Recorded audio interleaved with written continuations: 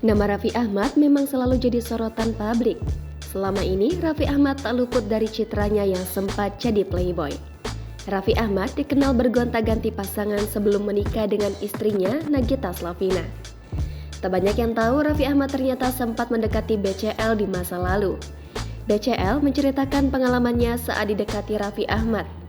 Awalnya, Raffi Ahmad mengajak kenalan BCL di lokasi syuting iklan. Saat itu, Raffi Ahmad masih berusia remaja dan baru saja lulus SMP. Sedangkan BCL saat itu sudah beranjak dewasa karena sudah lulus SMA. Namun, Raffi Ahmad tak mengetahui usia BCL saat itu. Sehingga, Raffi Ahmad percaya diri mengajak kenalan BCL.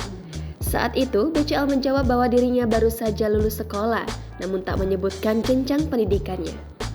Kemudian, Raffi Ahmad mengaku baru saja lulus dari sekolahnya. Tak berhenti di situ, BCL menanyakan tentang pendidikan terakhir Raffi Ahmad. Saat itu, Raffi Ahmad menjawab baru saja lulus SMP.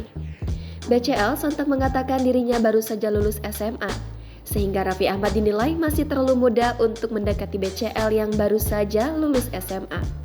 Mendengar cerita dari BCL, Raffi Ahmad tak bisa menahan tawa. Raffi Ahmad terlihat geli saat mengingat kejadian tersebut.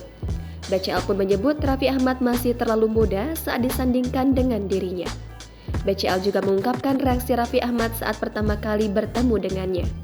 Saat itu, BCL menyebut Raffi Ahmad sebagai anak lelaki yang merasa paling tampan.